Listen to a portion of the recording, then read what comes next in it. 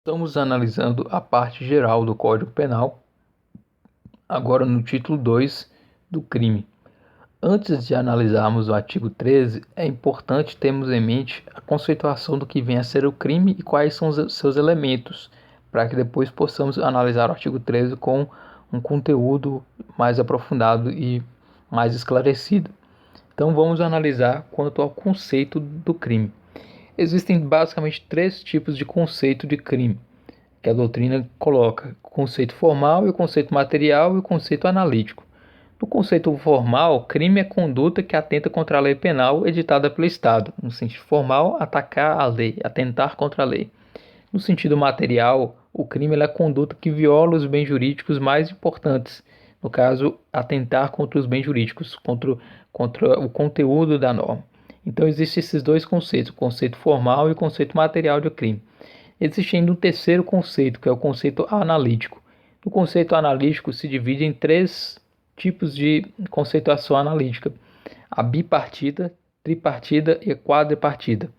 A bipartida diz que crime ele é o fato típico e antijurídico, enquanto que a tripartida diz que o crime é fato típico, antijurídico e culpável. E na quadripartida considera o crime como fato típico, ilícito e culpável. O Brasil, em sua maioria da doutrina, adota a teoria tripartida, que analisa o crime como fato típico, antijurídico e culpável. Então vamos analisar aí e verificar o quadro: crime, fato típico, ilícito e culpável. Então o fato tem que ser descrito na lei, dentro de uma conduta com um resultado, com um nexo de causalidade, e sendo descrita na lei, e sendo assim adequada ao que está disposto na lei. Tem que ser contrária ao ordenamento jurídico, tem que ser ilícito e tem que ser culpável, ou seja, tem que ser aferível à possibilidade de imputar a alguém aquele crime. O juízo de reprovação pessoal que se faz sobre a conduta do agente. Então passamos a analisar um pouco aí sobre a conduta, sobre a tipicidade, quanto que o resultado é nexo de causalidade, nós podemos analisar ainda no artigo 13. Então, para termos um melhor entendimento aí, conduta ela é uma ação comissiva, ou seja, uma ação positiva, um fazer algo, ou uma ação omissiva, algo negativo, no caso não realizar. Então a conduta pode ser tanto dolosa, que é a vontade de agir, quanto culposa, que pode ser aí quando se infringe o dever de cuidado, no caso existe a negligência, imprudência ou imperícia. Então são esses quatro tipos de conduta que a gente tem que ter em mente aí: dolosa, culposa, comissiva e omissiva. Existe ainda a possibilidade de termos a noção de três correntes quanto ao conceito de conduta. Existe a teoria clássica e a teoria causalista e a teoria social da ação. Na teoria clássica, a conduta ela é um movimento humano voluntário, produtor de modificação no mundo exterior. No caso aqui, ela é criticada, essa teoria clássica, porque ela não conceitua omissão como crime. Existe a teoria causalista, no caso, o comportamento humano voluntário manifestado no mundo exterior, que é considerada conduta. Então, todo comportamento voluntário que manifesta-se no mundo exterior é conduta. A ação é um comportamento com uma finalidade qualquer. Então, teoria causalista é uma ação com uma finalidade. Na teoria clássica é um movimento humano com uma modificação no mundo exterior. Na teoria social, da ação é o fato estruturante conforme o sentido de realização social, com todos os seus aspectos pessoais, finalistas, causais e normativos. Temos que ter noção quanto à ausência de conduta. Se o agente ele não atua dolosa ou culposamente, não há uma ação. Ou seja, se a pessoa não tem vontade ou ela não agiu com uma certa ausência de prudência, de negligência, isso implica que não há crime. Isso pode ocorrer nos casos, por exemplo, de força irresistível, quando a pessoa ela fisicamente não consegue resistir a alguma ação, movimento reflexo, que é o movimento involuntário, ou estado de inconsciência. Temos duas fases aí de realização da conduta: a fase interna e a fase externa. Na fase interna, a pessoa está verificando se relacionada à sua mente, à sua ideia de pensamento, quanto ao que ele irá realizar. É uma representação da antecipação mental do resultado. Então ele pensa antes de agir, escolhe os meios, premedita, pensa nos resultados, enquanto que a fase externa é quando o agente ele exterioriza, ele realiza tudo aquilo que ele havia pensado. Então são essas duas fases aí da realização da conduta. Então é só para ter uma noção aí do que vem a ser conduta. Uma vez realizada a conduta, no caso, por exemplo, uma conduta típica é atirar contra uma pessoa e exige aí um resultado, no caso, a morte de uma pessoa. Para isso, deve-se analisar o nexo de causalidade, se aquela ação produziu aquele resultado. Isso é o nexo de causalidade. Mas antes, vamos analisar um pouco sobre a tipicidade. Tipo penal, ele é a descrição precisa do comportamento humano feito pela lei penal. Então está lá escrito no artigo 121, matar alguém é uma descrição do comportamento humano pela lei penal, no caso, o ato de matar alguém.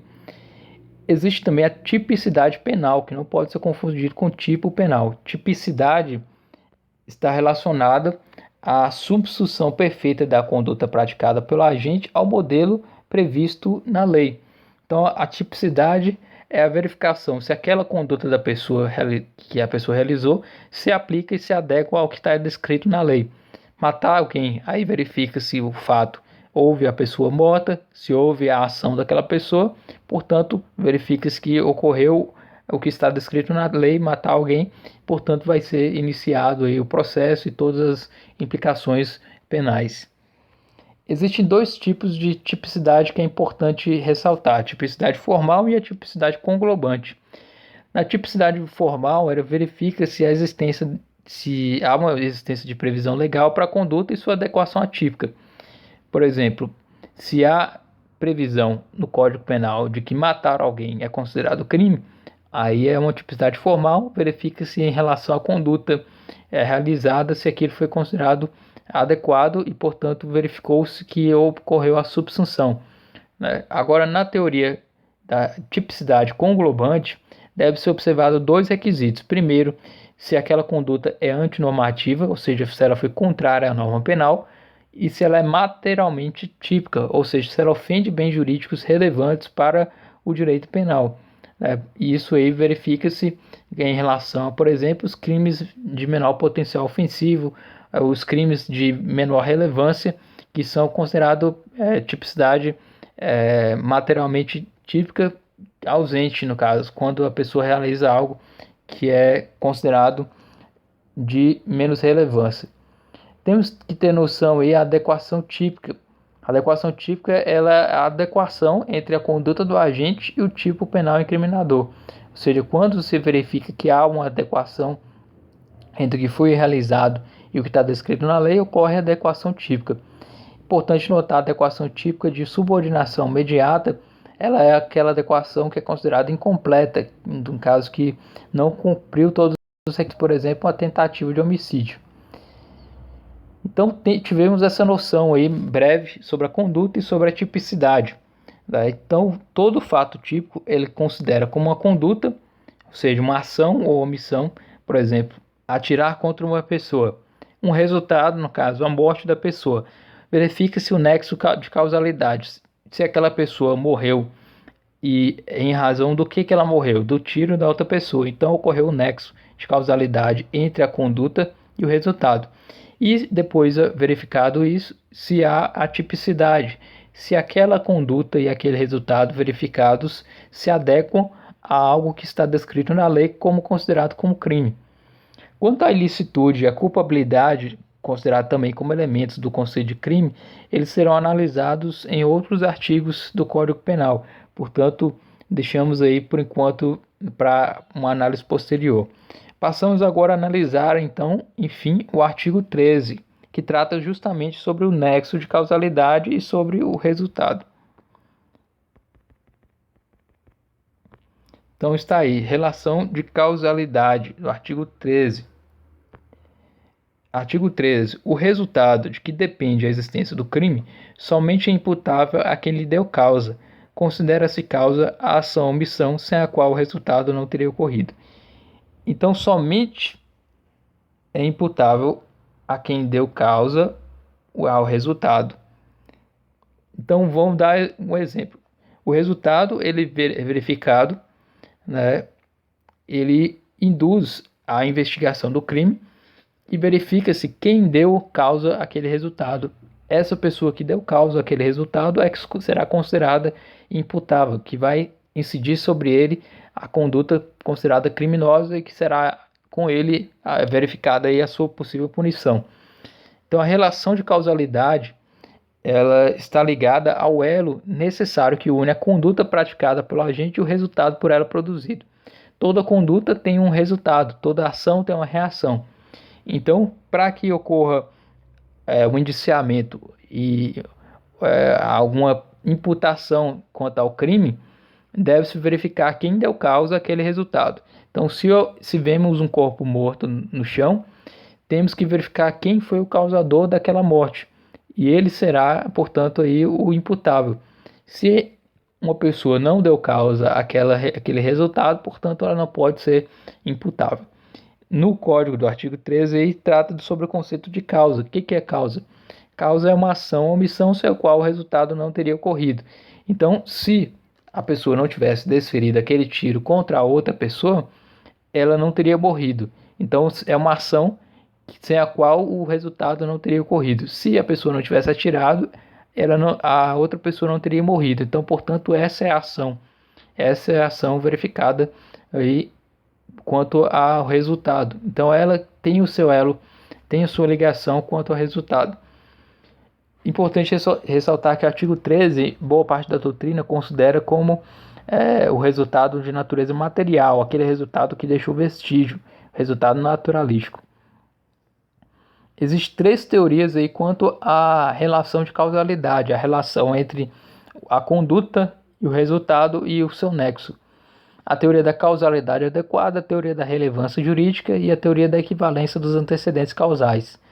Na teoria da causalidade adequada, a relação de causalidade ela é aquela que a causa é a condição mais adequada para produzir o evento. Na teoria da relevância jurídica, a causalidade ela é aquela em que a causa não é a simples atuação do agente. Deve ajustar as figuras penais, produzindo o resultado previsto em lei. Então, na teoria da relevância jurídica, verifica-se que há uma preocupação maior sobre a verificação quanto ao resultado previsto em lei.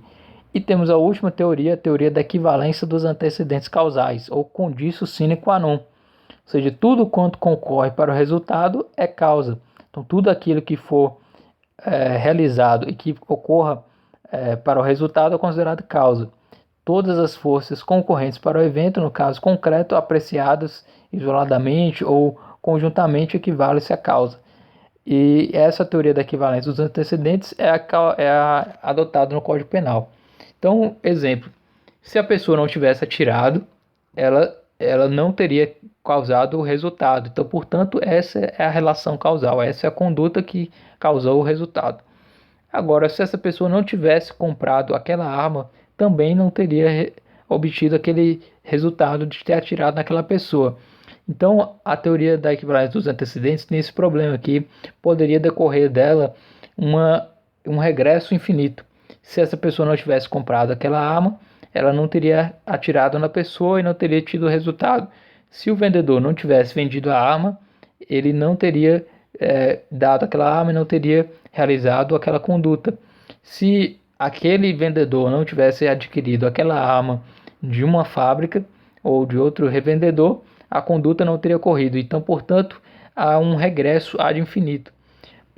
Evitando finalizar, evitando fazer com que a teoria da equivalência dos antecedentes causais ela fosse mais coerente e não fosse aplicada a pessoas que não tivessem relação com aquela conduta, surgiu a teoria da imputação objetiva.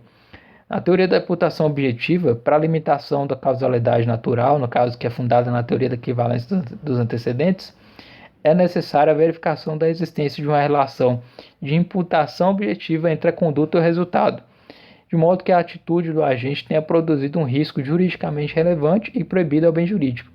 Então, o ato da pessoa atirar contra a outra é um risco juridicamente relevante contra a vida daquela outra pessoa.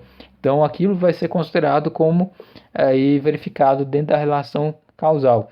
Agora, o fato daquela pessoa que atirou ter comprado a arma não em si não tem um risco jurídico a ninguém, porque era permissível comprar aquela arma, é permitido por lei.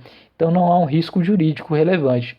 Então a teoria da imputação objetiva tende a fazer com que barrar aí o regresso ad infinitum da teoria da equivalência dos antecedentes causais. Existe o processo hipotético de eliminação de Turenne, que é o mais utilizado aí para evitar o regresso ad infinitum da teoria da equivalência. Nesse processo hipotético da eliminação de Turenne, para a solução do problema do nexo causal, utiliza-se a chamada eliminação hipotética. Pergunta-se quando a ação é a causa. Depois responde-se quando eliminada mentalmente o resultado em caso concreto, ele não teria ocorrido. No caso, por exemplo, se a pessoa atirou e matou aquela pessoa, se ela não tivesse atirado, aquela pessoa não teria morrido. Logo, a causa é considerada a pessoa ter atirado, aquela conduta que causou o resultado. Agora, o fato de ter eliminado aí aquela conduta dele ter adquirido ou não aquela arma pode ser eliminado mentalmente, como o resultado em caso concreto não teria ocorrido. Então, esse é o processo hipotético de eliminação de Turenne. Então, o que o artigo 13 diz em resumo? Que o resultado ele só pode ser verificado e imputável a quem lhe deu causa. Se há uma pessoa morta, ela só pode ser atribuída a sua morte, ao seu assassinato a uma pessoa, se essa pessoa foi a causadora, se ela atuou com uma ação ou então uma omissão, sem a qual não teria ocorrido aquela conduta. Então passamos a analisar aquele resultado. Né? Vamos passar a analisar agora o parágrafo 1º do artigo 13, que é um dos tópicos mais complexos do direito penal, que é a superveniência de causa independente. O que é superveniência causal? Primeiro temos que ter a noção sobre o que é causa. Como já visto no caput do artigo 13, causa é ação, omissão, seu qual o resultado não teria ocorrido. Já temos a noção de concausa. Concausa é uma causa que ocorre ao mesmo tempo, que ela tende a ser uma causa concorrente para o resultado, ou seja, duas causas ao mesmo tempo. Existe a causa dependente e a causa independente. A causa dependente ela só existe porque a conduta foi praticada. No caso, ocorre o desdobramento de uma sequência esperada. Por exemplo, um autor atira em uma pessoa e o resultado é a morte. Então, a causa dependente, uma ação ou omissão e que causou o resultado. Na causa independente, o resultado é produzido de forma independente, ou seja, não tem relação com a conduta do agente. Exemplo, uma pessoa atira contra a outra. Só que antes daquele tiro atingir aquela pessoa, um raio atingiu aquela pessoa. Então é a causa independente. A pessoa não morreu em razão do tiro, ela morreu em razão do raio. Então a causa é independente da conduta do agente, ou seja, da causa.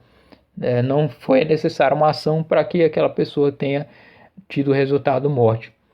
Existem ainda as causas absolutamente independentes e as causas relativamente independentes. As causas absolutamente independentes são aquelas que por si só produzem o resultado, independe da conduta do agente. No caso, como eu já ressaltei, a pessoa que atira contra a outra pessoa e um raio atinge aquela pessoa antes do tiro chegar na outra pessoa. É a causa absolutamente independente. Pouco importa sobre a conduta do agente aí, porque ela não foi a causadora da morte, no caso o raio que causou. Então é a causa absolutamente independente. Existem as causas relativamente independentes. As causas relativamente independentes, elas são aquelas que por si só não produzem resultado, sendo a conduta do agente decisiva para sua produção. Então, em regra, o agente responde pelo resultado na causa relativamente independente. Exemplo, a pessoa sabia que outra pessoa tinha hemofilia, que é uma causa possível dela poder morrer, e ela causa lesão corporal naquela pessoa que tem hemofilia, que acaba resultando em uma morte. Então a pessoa que sabia daquela condição, que ela da outra pessoa que tinha hemofilia, ela responde por homicídio, porque a causa aliadas geraram o resultado. Então, lesão corporal causada a uma pessoa com hemofilia, sendo que aquela pessoa que a causou essa lesão corporal sabia que a outra tinha hemofilia, ela tem que ser responsabilizada, ela responde pelo resultado. Então, é uma causa relativamente independente. Embora aquela causa contribuiu para que a pessoa morresse, aquele agente que realizou a conduta de lesão corporal tem que ser punido como se tivesse cometido o próprio homicídio. As causas supervenientes relativamente independentes, que é o que trata aí o parágrafo 1º, a superveniência de causas independentes. O agente não responde pelo resultado, apenas pelo que efetivamente causou. Então aplica-se, é o que eu já mencionei, teoria da causalidade adequada. Então, por exemplo, uma pessoa A atira contra B, que vai para a ambulância.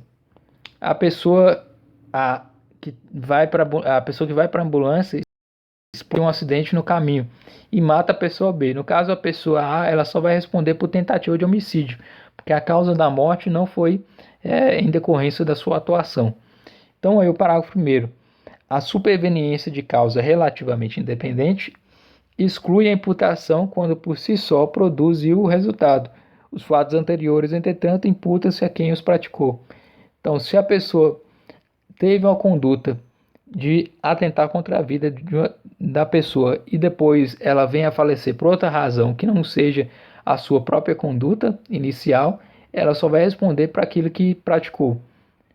Outro exemplo aí, a pessoa dá uma facada em uma pessoa e essa pessoa vai para o hospital.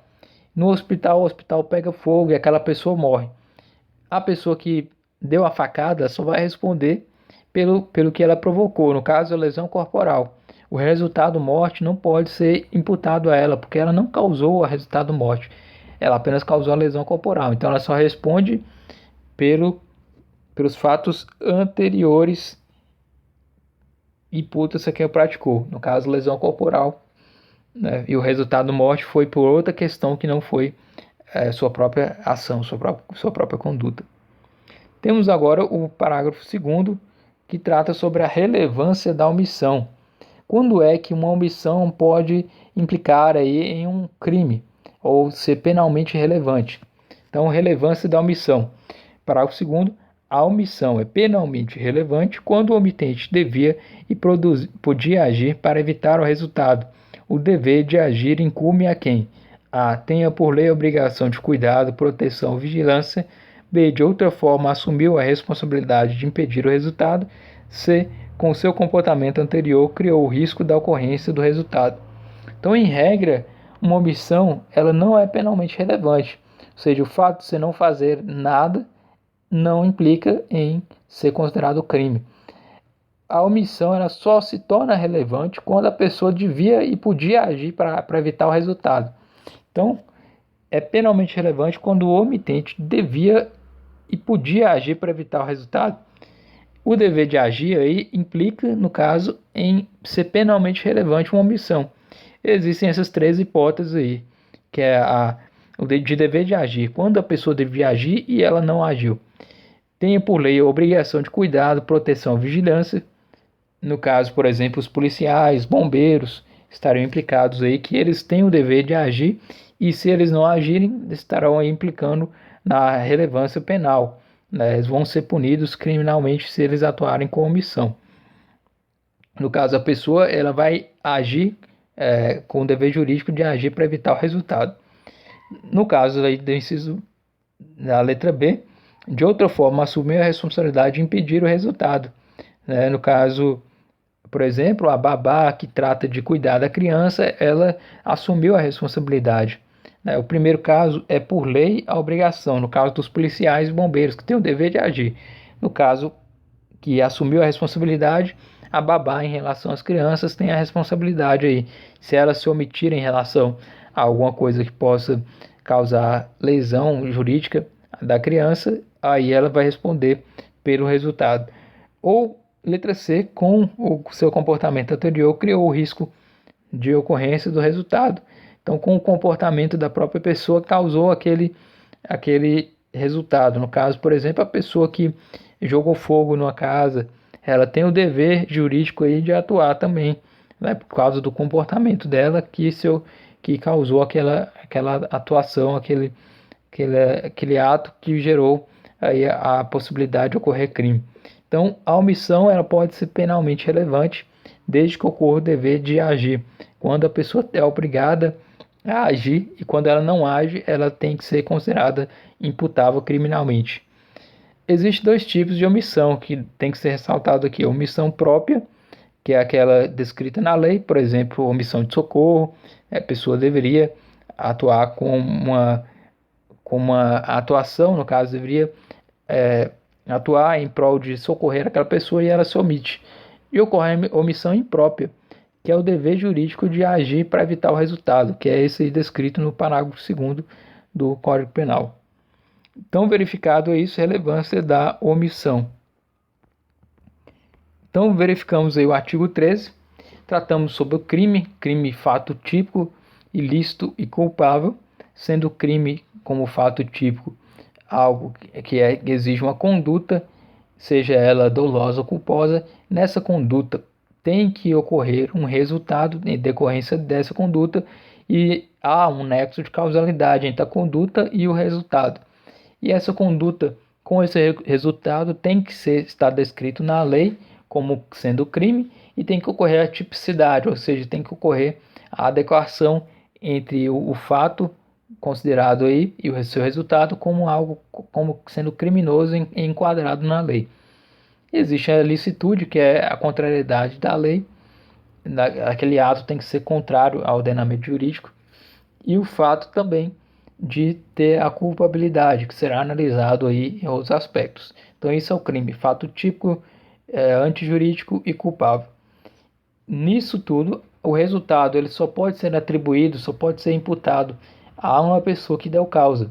E essa pessoa dando a causa relacionada à sua ação.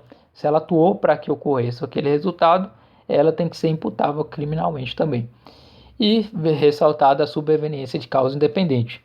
Se a pessoa cometeu alguma coisa que é considerado crime inicialmente e posteriormente ocorreu um resultado mais grave, um resultado que ela não foi responsável diretamente, ela só vai responder por aquilo que ela praticou. E por último, a relevância da omissão. Em regra, a omissão não é penalmente relevante, porém existem alguns casos que são os casos de dever de agir. Quando a pessoa devia agir e ela não age, ela está implicando em sua omissão considerada penalmente relevante. Então, o artigo 13 é um dos mais complexos aí do direito penal. Essa aula teve a finalidade apenas de analisar os aspectos legais e do dispositivo. A doutrina é vasta e ampla quanto ao artigo 13, quanto a toda essa questão do nexo de causalidade, da relevância da omissão e quanto à superveniência de causas independentes, quanto ao conceito do crime e tudo mais.